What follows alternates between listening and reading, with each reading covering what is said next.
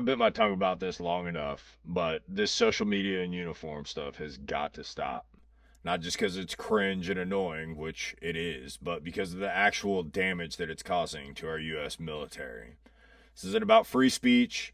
This isn't about your rights as a soldier, which you might be surprised to find out you have way less rights than you did before you joined. But it's about the actual problems that this military social media in uniform causes at the unit level.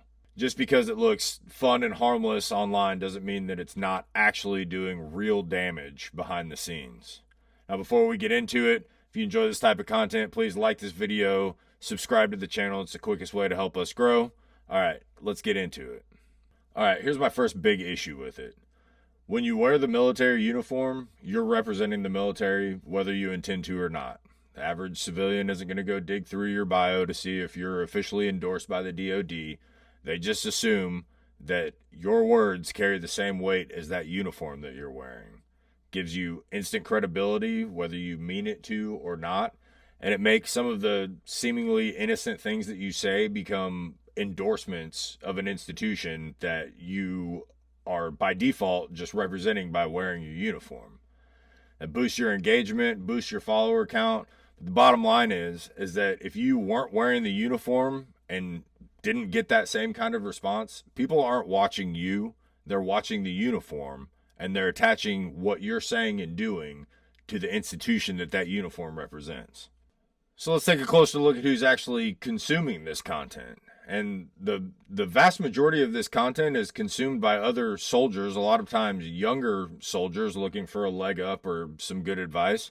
But the problem is that the algorithm doesn't reward good information, it rewards engagement. And so a person with a catchy slogan or an air of confidence about them, whether it's earned or not, can gain a lot of followers and a lot of clicks and give out a whole lot of potentially bad advice.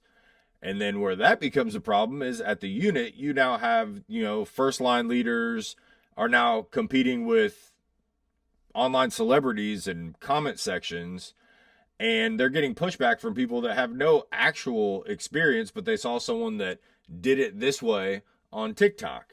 And that's not how you build a cohesive unit. I mean, leadership is not judged based on clicks and likes for a reason. It's built off of experience and competence, none of which is promoted on social media. So this next problem that social media in uniform creates is kind of a buzzword that gets kicked around a lot, and I don't think a lot of people have a great understanding really on what it is, but that's OPSEC. And a lot of people think that OPSEC is like leaking classified data, or hey, we're going on a mission tonight, here's the grid coordinates, but it's actually a lot simpler than that. When you're posting in uniform, especially posting on a military base, tiny little bits of information can be gleaned, whether it's locations, it's if your unit is preparing for a deployment, what a training cycle looks like. All those little things can be built together to create a more full picture. And all social media does is make that easier for people. So you may be a content creator and you think, oh, hey, it doesn't matter, nobody cares. And you know what? More often than not, somebody does care. And that somebody is probably not the person that you want caring. And all you're doing is helping them build a more full picture. And of course, somebody always wants to bring up the whole recruiting angle. Oh, isn't it great for recruiting? It normalizes soldiers and it shows people what day-to-day life is like. And okay, I agree, maybe it does help recruiting, but what kind of person does that kind of content recruit? Because the bottom line is we should be recruiting soldiers who want to do soldier things, who want to do soldier jobs. If we're showing a whole new generation of people that they can use the military and use the uniform to build their influencer career, are those really the kind of recruits that we want? We want soldiers that are showing up early, ready to do the job, learn new tasks, not getting up to film their newest get ready with me content on the way out to shoot some selfies at the range. We may see some kind of short-term gain in recruiting, but I think the damage to military culture in the long run, if we're recruiting influencers whose number one priority is to create content, not learn soldier skills, will do far more damage in the long run. And here's a lesser thought about aspect of it, but social media influencers are making real money. I mean, it becomes a career for a lot of people. And what do you think that does to unit cohesion when you have an E3 that's making 6 figures a month on social media? Where do you think his priorities are? Which job do you think he's more concerned with? And that in and of itself kind of brings up another military double standard here. So if you're in the military and you want to have a second job on the weekend or whatever, it actually requires a bunch of oversight. There is paperwork that has to be filled out. You have to get signatures.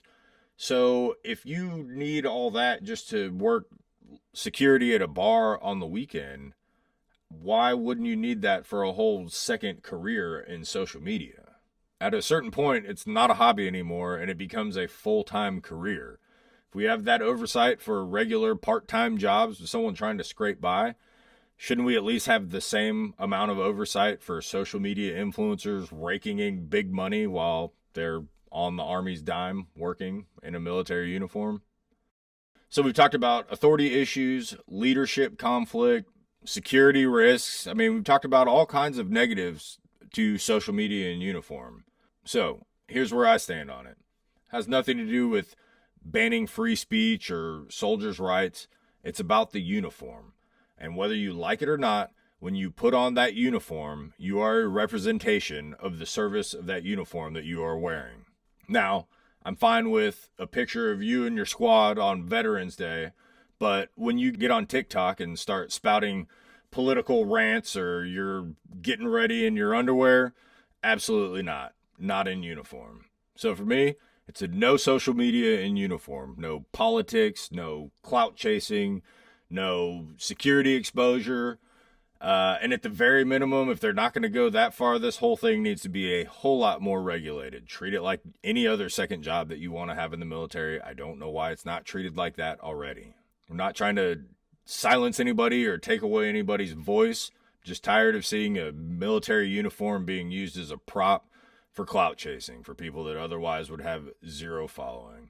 So that's where I stand on it. Let me know in the comments if you think I'm being too harsh, if you agree with me, if you think we should take it one step further. I don't know what that would look like, but I don't know, drop me a note. Again, if you enjoyed this content, please don't forget to like this video and subscribe to the channel, maybe share it with a friend. If you want to support the show directly, the easiest way to do that is head over to stickygreenberet.com. That is the merch shop for patches, shirts, flags, stickers. All of that goes directly back into me bringing you this show. Also, got a pretty big announcement coming up here in the next week or so. I've been working on it for a little bit. It's not quite ready yet.